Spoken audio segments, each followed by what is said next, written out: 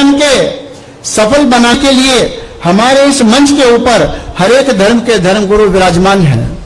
ऐसा लगता है कि मानो एक गुलदस्ते के अंदर अलग अलग प्रकार के फूल खिले हैं, अलग अलग प्रकार के फूल हैं, इसलिए गुलदस्ता सुंदर है। अगर हम किसी बगीचे में जाएं, एक ही प्रकार के फूलों को देखेंगे तो उतना आनंद नहीं आएगा जितने रंग बिरंगे फूलों को हम एक साथ देखेंगे तो हमें मन को आनंद आएगा। यह जो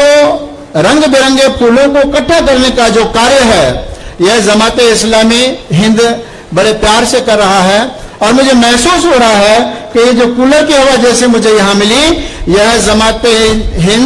जमाते इस्लामी हिंद पूरे हिंदुस्तान के अंदर यह प्यार की, यह अमन की हवा ऐसी फैलाएगा कि नफरत की आंधी अपने आप खत्म हो जाएगी। और मैं धन्यवाद देता हूं सभी आयोजकों को जिन्होंने इस कार्यक्रम में प्रत्यक्ष रूप से और अप्रत्यक्ष रूप से, डायरेक्टली और इनडायरेक्टली